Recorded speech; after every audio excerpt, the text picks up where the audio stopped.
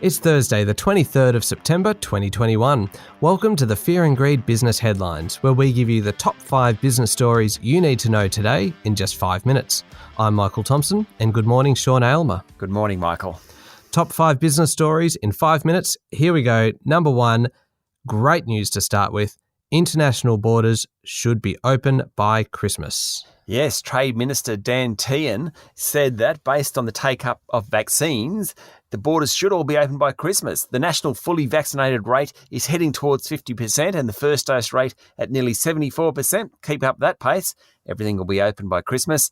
New South Wales, of course, is leading the way with 56% of eligible adults having had 2 jabs and almost 84% have had 1 dose.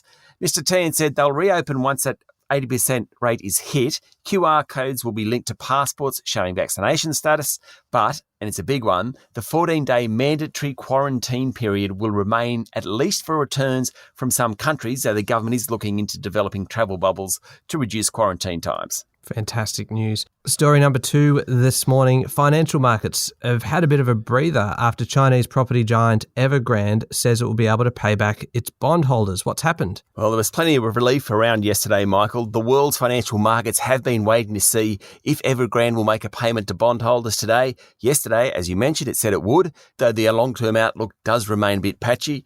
On top of that, China's central bank injected cash into the economy, allaying concerns over a debt crisis. While all that was going on, the Fed Reserve was meeting. It finished its 2-day meeting this morning, and officials signalled that they'll probably begin tapering their bond buying program soon. There's also a view among the governors of the Fed that interest rates may have to start rising next year. As we record this morning, Fed Chair Jerome Powell is providing more details about the meeting. Wall Street was rising ahead of the statement, with the S&P 500 up 1%, but did a very quick U-turn once the comments came out. There was a strong bounce back in European markets on the back of Evergrande, with London's FTSE up 1.5%, while locally the S&P ASX 200 finished 0.3% higher. That continues its climb back after the big falls on Monday.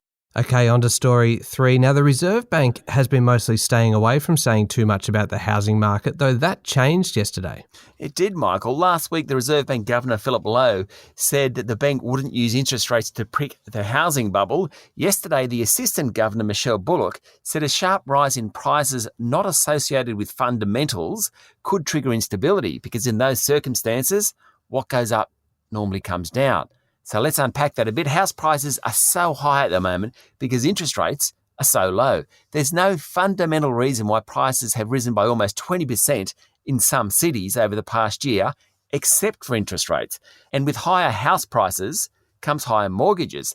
The question is whether people can afford to keep paying the home loans when government payments stop and interest rates start to rise. And they will. It won't happen anytime soon, but they will start to rise. And that's what Ms. Bullock is talking about. What happens in 4 or 5 years' time when people find themselves with all this debt? All right, 3 stories down, 2 to go. Protests continued in Melbourne yesterday, although it seems to be less about the construction sector and more about anti-lockdown groups and anti-vaxxers now. That's true. It seems to have shifted away from the construction workers. The big risk, of course, is that with case numbers in Melbourne rising, yesterday's protest becomes a super spreader event.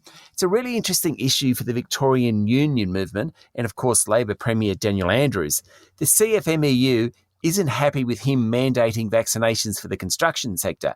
But yesterday he came out and mandated that all teachers and childcare workers needed to be double jabbed by November 29. The Australian Education Union and Victorian branch of it came in support of that. So on one side, he's got the teachers union happy with him. The other side, he's got the construction union against him. Really tricky for both Daniel Andrews and the union movement. Yeah, but of course the protests yesterday were somewhat overshadowed by the earthquake, 5.9 magnitude.